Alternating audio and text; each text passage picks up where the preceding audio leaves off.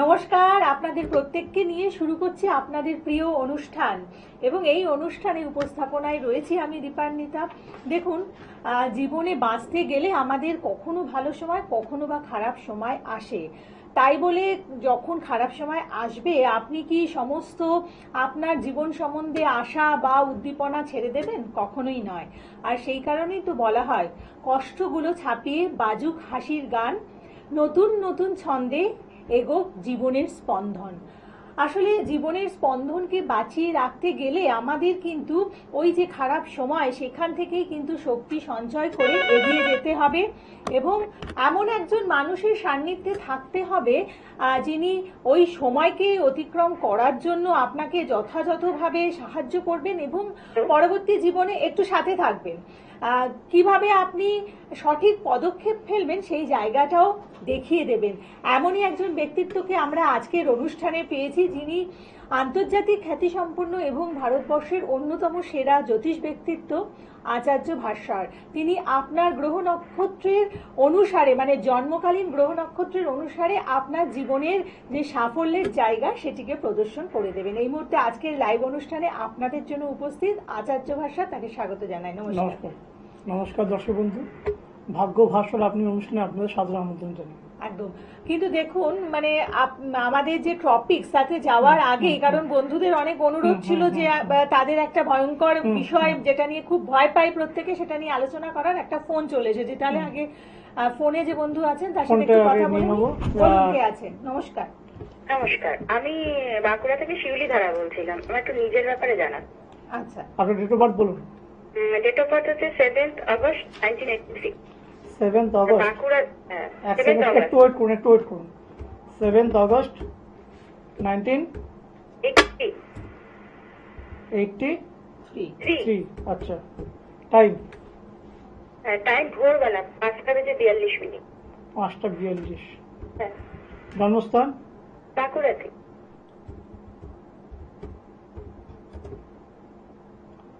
আচ্ছা, আমি ছকটা একবার দেখাতে বলবো। রবিবার, মিথুন রাশি, কর্কট লগ্ন, পুনর্বসু নক্ষত্র। ছকটা আমি একবার দেখে নিই।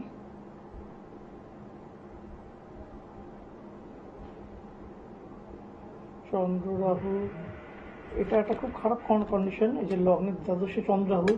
শরীর কেমন যায় আপনার? শরীরটাই খুব খারাপ যাচ্ছে। শরীর নিয়েই আমার সমস্যা। শরীর নিয়ে সমস্যা?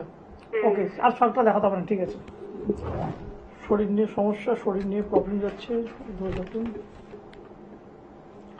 শরীরে কোনো জোর পান আপনি? শরীরে চলাফেরা বা কাজকর্মতে কোনো এনার্জি পান? শরীরের সবসময় এনার্জি লেস। আচ্ছা, ডাক্তার দেখিয়েছেন? ডাক্তার দেখিয়েছি। ডাক্তার কি বলছে? ডাক্তার হিমোগ্লোবিন একদমই কম। হিমোগ্লোবিন একদমই কম, মানে বা বিজ্ঞান ভাষায় এটা হচ্ছে যে রক্ত কম। তো রক্ত কম হওয়াটা অ্যাকচুয়ালি আমাদের যেটা ব্যাপারটা হয় সেটা হচ্ছে যে আয়রনের ডেফিসিয়েন্সি থেকে হয়। কিন্তু দেখুন, আমি যেহেতু এটা জ্যোতিষের প্রোগ্রাম করছি, তাই আমার এখানে তন্ত্রের কিছু আমি রিলেটেড কথাবার্তা বলবো। সেটা হচ্ছে যে রক্তের যখন আপনি একটা আমার কথা বলবো, সেটা হচ্ছে ডাক্তারকে দেখিয়ে আপনার কি কোনো সুরাহা হয়েছে? মানে ডাক্তারকে দেখিয়ে আপনার রোগের প্রতিকার বা রোগের হয়নি। ওষুধপত্র খাচ্ছি বা অন্য ওষুধ খাচ্ছেন, কিন্তু তবুও কিছু লাভ হয়নি আমার। তবু লাভ হয়নি, মানে শরীরের জোরটা সেরকমই আসছে না বা হিমোগ্লোবিন লেভেলটা বাড়ছে না, তাই তো? না। এক্ষেত্রে কিন্তু দেখুন, আপনার ছকে আমি প্রথমে যেটা ইন্ডিকেট করলাম যে লগ্নের দ্বাদশে, একবার ছকটা একটু দেখাতে বলবো। লগ্নের দ্বাদশে চন্দ্র রাহু, লগ্নের রবি মঙ্গল এবং লগ্নের দ্বিতীয় বুধ শুক্র, চতুর্থে শনি। তো এখানে একটা জিনিস ক্লিয়ার, ঠিক আছে, একটা জিনিস ক্লিয়ার যে এখানে অতি অবশ্যই কিন্তু তন্ত্রোক্ত ক্রিয়ার মাধ্যমে কিন্তু ক্ষতি করা হয়ে থাকার একটা ব্যাপার রয়েছে। ছক আর দেখাতে হবে না। যেটাকে তন্ত্রের বন্ধন ক্রিয়ার আন্ডারে পড়ে, এবং এইভাবে যদি কাউকে যদি ক্ষতি করা হয়, সেই ক্ষেত্রে কি হয়, শরীরের রক্তটা কিন্তু আগে কিন্তু কমতে থাকে, যেটা আর কি, যে জিনিসটা না থাকলে আমাদের শরীর পুরো অকেজো। ঠিক আছে? হ্যালো? হ্যাঁ, আমার ওটাই হচ্ছে, মানে সব কাজে কিছুই কাজ করতে, বিছনা থেকে উঠতে পারছি না।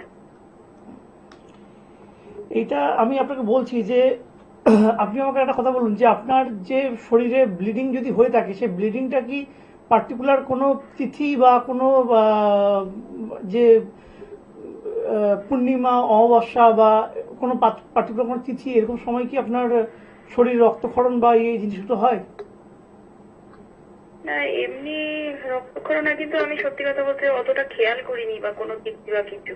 এবার থেকে খেয়াল বলতে করবেন, পারবো না। দেখবেন যে পার্টিকুলার কোনো তিথিতে মানে পূর্ণিমা অমাবস্যা বা একাদশী বা প্রতিপদ এইসব দিনগুলোতে আপনার শরীরের প্রকোপটা মানে আপনার রক্তের যে তেজ কমে যাওয়া সেটার যে প্রতিফলন শরীরে যে হাঁটা চলায় জোর পাচ্ছেন না বা ব্লিডিং বা রক্তক্ষরণ এগুলো বেশি করে হচ্ছে কিনা, তাহলে বুঝতে হবে যে ক্ষতিটা আমি যেটা বলছি যে ক্ষতিটা করা হয়েছে সেটা কিন্তু একটা কিন্তু খুব মানে ভালোভাবে এস্টাবলিশ করা যাবে। আর বাড়িতে আপনার কাউকে কোনো রকমের কোনো সন্দেহ হয় যে যার সাথে আপনার সম্পর্ক খারাপ বা শত্রুতা? না না না, বাড়িতে ভালোই সবার সাথে সম্পর্ক। বাড়িতে কোনো অবিবাহিতা বা বিধবা কোনো মহিলা রয়েছে? বিধবা আছে না, আমার ভাসুর মারা গেছেন, আমার যাই বিধবা। ওকে, সে কেমন? সে আমার সাথে তো ভালোই, হুম, পূজা আর্চা নিয়েই থাকে। ওকে। ধর্মকর্ম নিয়ে বিশেষ একটা, মানে উনি ওই ভাসুর মারা যাওয়ার পর ওইসব নিয়ে ব্যস্ত। পুজো অর্চনায় থাকে তো? তো আমাকে একটা জিনিস বলুন যে পুজো অর্চনায় থাকার সময় পুজোর যে প্রসাদ দিয়ে এগুলো আপনাকে খেতে হয়, আপনি খান? হ্যাঁ হ্যাঁ, নিয়ম করে দিচ্ছেন হ্যাঁ। ভালোভাবে বলে, সকাল বিকেল হ্যাঁ। দুবেলা উনি। আপনি নিজে বুঝতেও পারছেন না, ধরতেও পারছেন না যে আপনার অজান্তে আপনি শরীরে বিষ ঢোকাচ্ছেন। দেখুন, পুজোর প্রসাদ একটা কিছু আমি খেলাম, খেয়ে আমার রক্ত কমে যাবে, এটা কখনো হয় না, এটা অবিজ্ঞানসম্মত কথা। কিন্তু সেই জিনিসটার ফলে, সেই জিনিসটা শরীরে ইনটেকের ফলে, যাওয়ার ফলে শরীরের যে সিস্টেম যেটা, সেই সিস্টেমটাকে কিন্তু নষ্ট করে দিচ্ছে এবং সেটা কিন্তু ইচ্ছাকৃতভাবে কিন্তু করা হচ্ছে। আমরা অনেক সময় অনেক শরীর খারাপ দেখি আমরা যে এটা আমাদের প্রবলেম হচ্ছে, আমরা ডাক্তারের কাছে যাচ্ছি, ডাক্তারের কাছে যান, ডাক্তারকে না দেখাতে হবে না, একটা জ্যোতিষী পক্ষে সম্ভব না একটা মানুষকে সুস্থ করে তোলা। কিন্তু ডাক্তারের সাথে সাথে যদি এই ধরনের যদি কোনো তন্ত্রোক্ত ক্ষতি বা ক্রিয়া যদি করা হয়ে থাকে সেক্ষেত্রে সেই জিনিসগুলোকে কিন্তু ঠিক করাটা কিন্তু খুব দরকার। আচ্ছা, আপনি একটু মাঝে মাঝে একটু চোখের এই কর্নিয়াগুলোকে একটু দেখবেন যে এগুলো কতটা লাল আছে বা সাদা হয়ে গেছে কিনা, হয়ে গেছে কিনা, যে রক্তটা যে কম পড়ছে, বুঝতে পারছেন? ঠিক আছে, ওটা তো অতটা আমি খেয়াল করিনি, তবে ডাক্তারের কাছে গিয়ে যেটুকু হয়েছে ডাক্তার আপনি দেখান, আমার ডাক্তার দেখানোর তো কোনো অসুবিধা নেই, ডাক্তার দেখান। কিন্তু আমি আপনাকে দেখুন, আপনার যে ছকের যে কন্ডিশন, যে লগ্নের দ্বাদশে চন্দ্র রাহু, লগ্নের রবি মঙ্গল, দ্বিতীয় বুধ শুক্র এবং চতুর্থে শনি, এই যে কন্ডিশনটা, তো এই কন্ডিশনটার জন্য কিন্তু আমি বলছি যে আপনার কিন্তু ডাক্তারের সাথে কিন্তু একজন ভালো তন্ত্রবিদের কাছে কিন্তু যাওয়াটা দরকার, না হলে কিন্তু প্রতিকারটা কিন্তু অধরা থেকে যাবে, মানে রোগটা কিন্তু সেটাও সারবে না। উনি তো রেগুলারই প্রসাদ দিচ্ছেন, প্রসাদটা আপনি এখন খাওয়া বন্ধ করে দিন, প্রসাদটা খাবেন না। উনি যে পুজো আর্চাগুলো করছেন তার মধ্যেও কিন্তু মানে এটা ইনভলভ আছে, এই কাজটা, ক্ষতির কাজটা। ওটাই বলছি, ওটা প্রসাদ খাওয়াটা কি বলে বন্ধ করে দেবো আপাতত? প্রসাদ খাওয়াটা বন্ধ করুন এবং উনি যে পূজা পাঠ যে কর্মগুলো করছে তার মধ্যেও আপনার বিরুদ্ধে কিছু কাজ করার ক্ষতি থাকতে পারে, সেটা কি স্বার্থে সেটা আমি এখন এখান থেকে দেখে আমার কাছে না এলে আমি বলতে পারবো না, সেটাকে আমার ডিটেলসে দেখতে হবে। কিন্তু কিছু একটা স্বার্থের উদ্দেশ্যে উনি কিন্তু এই জিনিসটা কিন্তু করছেন। ঠিক আছে, আপনি তন্ত্রবিদের সাথে যোগাযোগ করুন, আলোচনা করুন, প্রতিকার করান এবং তার সাথে ডাক্তারের পরামর্শটাও নিয়ে চলুন। ঠিক আছে, নমস্কার। ঠিক আছে, আপনি ভালো থাকবেন। এবং এই যে এইভাবে বিচক্ষণতা বা একটা কোনো সমস্যা হলো সেখানে কোন জায়গাতে মানে একেবারে প্রবলেমটা আছে এটা বুঝে নেওয়ার জন্য এরকম অনেক ব্যাপার আছে। ব্যাপার হচ্ছে যে এরকম অনেক আমার কাছে ক্লায়েন্ট আসে যে শারীরিক প্রবলেমে একটা অ্যাস্ট্রোলজার কখনোই তাকে সুস্থ করে দিতে পারে না, কিন্তু একটা অ্যাস্ট্রোলজার অ্যাটলিস্ট বলতে পারবে যে তার রোগটা যে হচ্ছে সেই রোগটার এগেনস্টে কি সত্যি কোনো মেডিকেল কারণ রয়েছে নাকি কিছু অন্য কারণ রয়েছে, যে কারণগুলো আমরা চোখে দেখি না বা আমাদের বিশ্বাস করতে কষ্ট হয়, কিন্তু সেগুলো এক্সিস্ট করে, তার অস্তিত্ব থাকে। বেশ, আচ্ছা, আজকে আমরা বলছিলাম যে এমন একটা বিষয় নিয়ে আলোচনা করব যেটা নিয়ে প্রত্যেকে ভীষণভাবে সন্ত্রস্ত, বিধ্বস্ত, এবং সেটি হচ্ছে কালসর্প যোগ। এবং এই যে কথা, কাল থেকে আমরা বুঝতে পারছি কাল মানে মৃত্যু, সর্প মানে হচ্ছে সাপ, দুটোই ভয়ঙ্কর বিষয়, মানে দুটো ভয়ঙ্কর জায়গার একটা সংযোগ আমরা সাধারণ মানুষ বুঝতে পারি। আচ্ছা, আরেকটা ফোন চলে এসেছে। পরে একটু লাইনে থাকুন। আমি কালসর্প যখন বললে তখন কালসর্প নিয়ে কিছু আলোচনা করছি। কাল মানেই হচ্ছে সময়, এবং সর্প হচ্ছে ওটাকে সিম্বলাইজ করে বলতে যে সময়টাকে যে একটা চক্রের মতো করে ঘুরে বেড়াচ্ছে। তো এই কালসর্প কাকে বলে আমরা, সেটা হচ্ছে যে রাহু কেতুর একদিকে সমস্ত গ্রহ ইয়ে থাকলে সেক্ষেত্রে আমরা কালসর্প দোষ বলি। এবার কালসর্প দোষে কিন্তু বিভিন্ন রকম প্রকারভেদ হয়, সেটা জানা থাকবে তখন কিন্তু ডায়াগনোসিস করতে সুবিধা হয় যে আপনার কোন কালসর্প দোষটা আছে এবং সেটার কিভাবে প্রতিকারটা করা যায়। দেখুন, কালসর্পের প্রথম ভাগ হচ্ছে অনন্ত কালসর্প দোষ। এই অনন্ত কালসর্প দোষ হলে কি হয়, সে মাত্রাতিরিক্ত জুয়ার নেশা আসক্ত হয়ে যায়, জুয়া বা সাট্টা এই ধরনের ইয়েতে নেশাগ্রস্ত হয়ে যায়, এবং সে তার লোভ, আমাদের লোভ যে একটা শত্রু, সেই লোভের কাছে সে নতি স্বীকার করে, লোভ প্রচুর পরিমাণে বেড়ে যায়। 2 নম্বর হচ্ছে যে কুলিক কাল সর্পদোষ। কুলিক কাল সর্পদোষ কি হয়, নেশা, মদের নেশা, গাঁজার নেশা বা বিভিন্ন শুকনো নেশা, বা নেশা করে মাতলামো করছে, আউট অফ কন্ট্রোল। এই কুলিক কাল সর্পদোষে কিন্তু এই নেশাটা দেখা যায়, এবং কি হয় ধার বা ঋণে জর্জরিত হয়ে যায়। 3 নম্বর কি, বাসুকি কাল সর্পদোষ। বাসুকি কাল সর্পদোষে কি হয়, ঘনিষ্ঠ যে আত্মীয় স্বজন রয়েছে তাদের দ্বারা প্রতারিত, তারা প্রতারণা করবে এবং বিশ্বাসঘাতকতা করবে, খুব কাছের লোকজন। 4 নম্বর পয়েন্ট হচ্ছে যে শঙ্খপাল কালসর্পদোষ। শঙ্খপাল কালসর্পদোষে কি হয়, সন্তান স্থানকে ডিস্টার্ব করবে, সন্তানের স্থানে অশুভ আসবে, বা সন্তানের বিবাহ, এমনকি নিজের বিবাহের জায়গাটাও ডিস্টার্ব করে, নিজের বিবাহ লেট করা, দেরি হওয়া, এবং সন্তানের জায়গাটা প্রবলেম করে। আমি আরো ডিটেলসে আসবো, কে আছেন ফোনে দেখে নেবো। বলুন, কে আছেন? নমস্কার, নমস্কার। বলুন, কে বলছেন? কার ব্যাপারে? Date of birth? Date of birth 1982, 4th March 1987. কি 4th March 1987। 4th March. 4th March 1987। হ্যাঁ, টাইম Time হচ্ছে দুপুর 12টা 35। জন্মস্থান কোথায়? স্যার বর্তমান। বর্ধমান। ধরুন,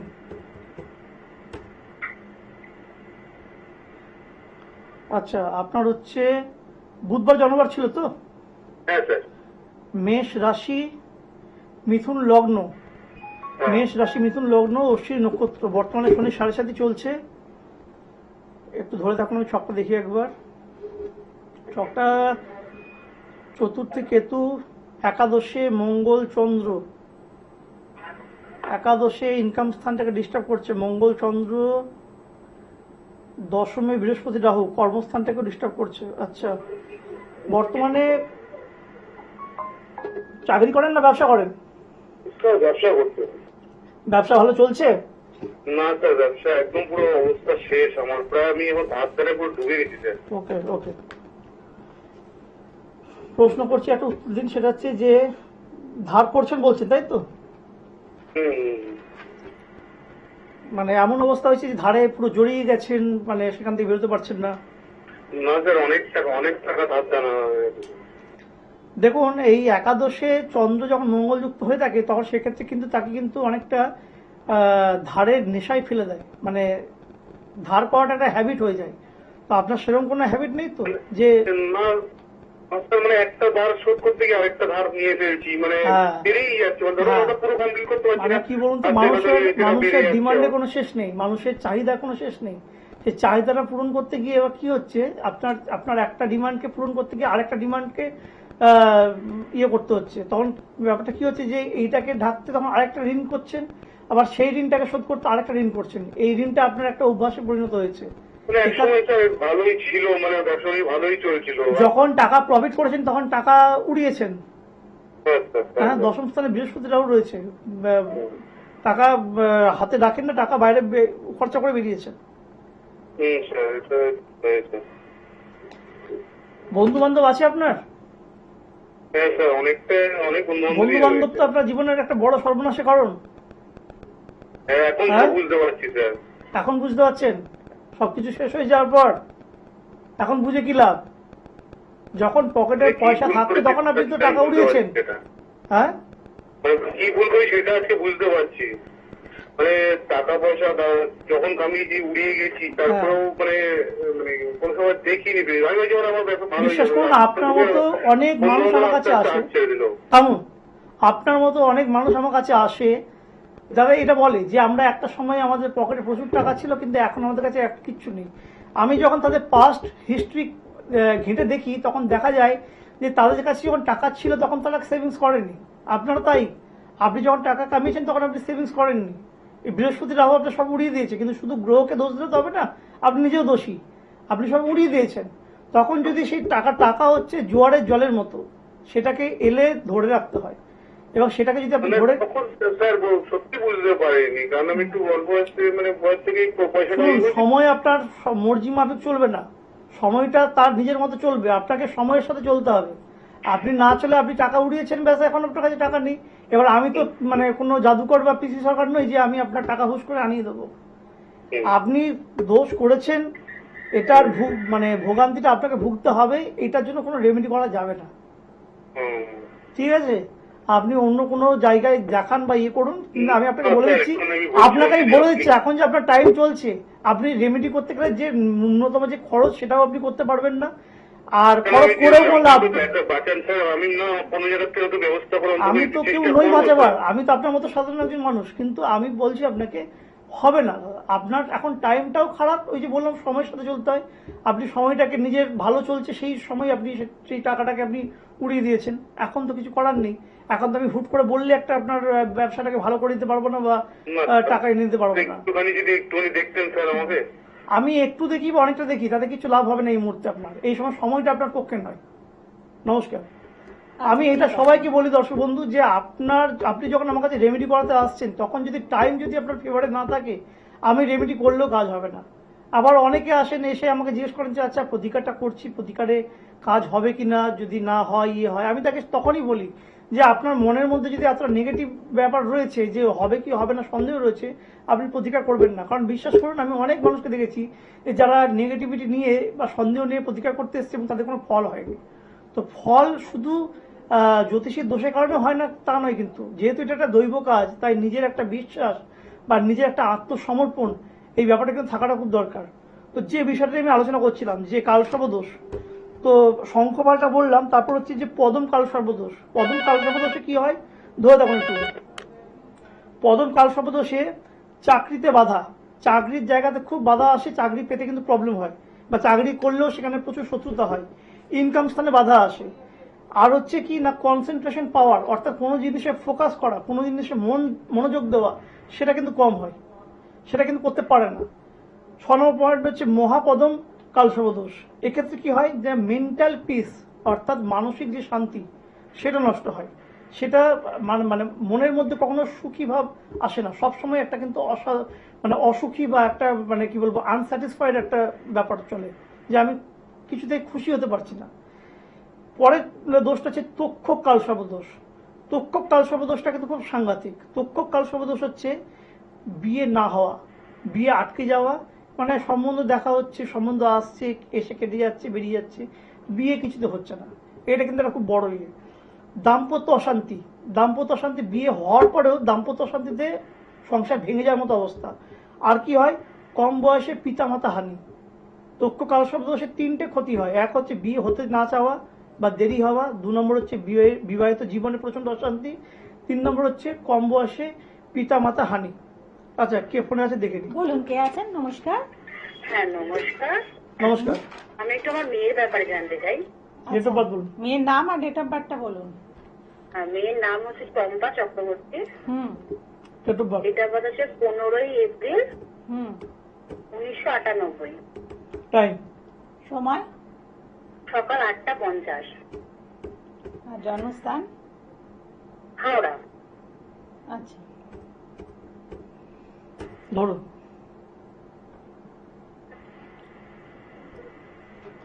জন্মবারটা বুধবার ছিল তো?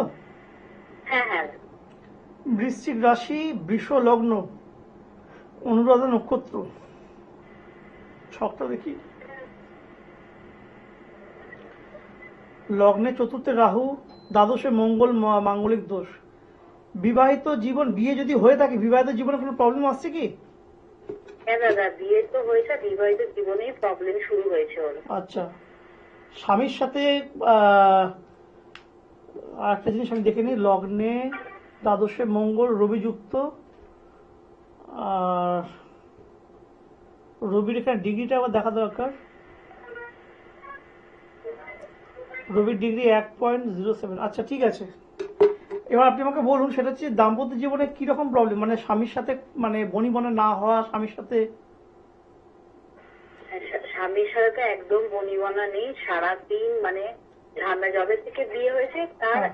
1-2 সপ্তাহ পর থেকে ঝামেলা শুরু হয়ে গেছে। বিয়েটা কি আপনারা দেখে দিয়েছিলেন না নিজের পছন্দ করেছিল? ও নিজেই পছন্দ করেছিল। নিজে পছন্দ করেছিল। তা বিয়ের আগে ভালোবাসা ভালো ছিল, বিয়ের পর থেকে আপনাকে এটা ও কখনো বলেছে যে বাড়িতে ওর এগেনস্টে ওর স্বামী ছাড়াও ওর শাশুড়ি বা ওর যে স্বামীর মা তার কোন রকম ভাবে ইনভলভমেন্ট আছে, বা তার কোন রকম ভাবে হ্যাঁ মানে ওর শাশুড়ি আর একটা ননদ আছে, মানে হ্যাঁ। ওদের সাথে তো সব সময় ঝামেলা লেগে আছে। হ্যাঁ যেটাই ও করে হ্যাঁ তাতেই ও শাশুড়ি আর ননদের হচ্ছে সমস্যা হয়ে যায়। এটা কেন স্বামী- তোমরা কেন করছো? হ্যাঁ হ্যাঁ বলুন বলুন। মানে ওরা যে ও যখনই কাজ করবে না তখনই ওরা ওকে আর কি টুকতে থাকে আর কি, এটা কেন করছো, ওটা কেন করছো, এটা তুমি ঠিক করছো না, ওটা ভুল কাজ করছো, এই নিয়ে শুরু হয়ে যায় আর কি স্বামীর সাথে ঝামেলা। তো এটা করতে গিয়ে বা স্বামী ওদের কথাতেই চলে, এরকম ব্যাপারটা হয় কি স্বামী যখনই যা করে ওদের দ্বারাই অনেকটা মানে প্রভাবিত হয়ে পড়ছে বা এই হচ্ছে? হ্যাঁ সেটাই তো মনে হয়। এবারে ও তোমাকে বলে কিন্তু হ্যাঁ। এই হচ্ছে ওই হচ্ছে সব কথা তো বলে না, তো ও যতটা পারে আর কি বলে, যে মানে মারধর পর্যন্ত চলে যায় আর কি। মারধরটা খুব খারাপ জিনিস, গায়ে হাত তোলাটা খুব খারাপ জিনিস, কিন্তু আমি বলছি যে এই বিয়েটাকে কিন্তু এখনো কিন্তু টেকানো যাবে। এই বিয়েটাকে টেকানো যাওয়ার একটাই পদ্ধতি রয়েছে, সেটা হচ্ছে যে আপনার মেয়ে জামাইকে যদি ওই বাড়ি থেকে যদি আলাদা যদি সেপারেশন যদি করে দেওয়া যায়, কারণ এই যতক্ষণ এর মায়ের সাথে এবং এই ননদ যা বললেন তার সাথে যতক্ষণ থাকবে ততক্ষণ কিন্তু এই ঝামেলা অশান্তিগুলো কিন্তু লাগতে থাকবে। আপনি একটা জিনিস দেখুন, বিয়ের আগে যখন আলাদা মিশতো তখন কিন্তু এই ঝামেলাটা ছিল না, বিয়ের পরে কিন্তু যত ঝামেলা, সমস্যা ছিল না। হ্যাঁ বিয়ের পরে যত সমস্যা, এই সমস্যাটা কিন্তু মূলে কিন্তু আপনার মেয়ের শাশুড়ি এবং আপনি আরেকটা যে বললেন ননদ, এরা কিন্তু রয়েছে, এদের ইনভলভমেন্ট বা এদের সরাসরি যুক্ত থাকা এই ব্যাপারটা কিন্তু জায়গাটা কিন্তু ক্ষতি করছে, বুঝতে পারছেন? এবং সেখানে ওই বাড়ি থেকে তো বেরিয়ে আসতে চাইছে না। হ্যাঁ ওই বাড়ি থেকে বেরানোর কথা অনেকবার দেখুন, বলা হয়েছে, কিন্তু আমাদের তন্ত্রে এরকম অনেক কাজ রয়েছে যেখানে কিন্তু আমরা কিন্তু হাজবেন্ডকে মেয়েকে নিয়ে সেই জায়গা থেকে বার করে আনতে পারবো, যেখানে কিন্তু তারা ইন্টারফেয়ার করতে পারবে না এবং নাক গলাতে পারবে না। তো সেটার জন্য আপনি যে কোনো ভালো অ্যাস্ট্রোলজার এবং তন্ত্রের কাজ জানা মানুষের কাছে যান, মেয়ের একটা ছবি, জামাইয়ের একটা ছবি নিয়ে যান, আর পারলে মেয়েকে বলুন ওই বাড়ির বাস্তুর মাটি মানে তুলসী গাছের মাটি যদি পারে তাহলে যেন নিয়ে যায়।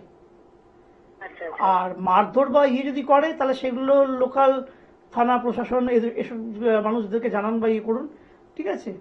তো সেটা করুন। আর যেটা করবেন সেটা হচ্ছে যে এটা আমার মনে হচ্ছে যে এখানে শাশুড়ির একটা তন্ত্রের কাজ থাকতে পারে, আমি শিওর নই, বলছেন কিন্তু যে এরকম কাজ করলে কি হয়ে যাবে, আমি আপনাকে থাকবে।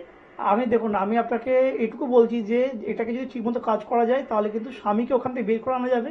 স্বামীকে যদি ওখান থেকে বের করে আনা যায় তাহলে কিন্তু স্বামী অন্য মানুষ, স্বামীর সাথে কিন্তু ঝামেলা লাগবার কথাই নয়, বুঝতে পারছেন? পুরো ব্যাপারটা কিন্তু ওর শাশুড়ি ননদ সেন্ট্রিক, বুঝতে পারছি? আপনি ওই জিনিসটা করাবার জন্য যাকে আপনার মনে হয় ভালো আপনি তার কাছে যান। দেখুন দর্শক বন্ধু, এবং মানে আমাদের জ্যোতিষ শাস্ত্রের ক্ষেত্রে হস্তরেখাটা একটা ভীষণ গুরুত্বপূর্ণ ভীষণ এই যে জায়গা। ব্রেন রেখা, আমি একটা আয়ু রেখাটা এঁকে দিই তাহলে বুঝতে পারা যাবে।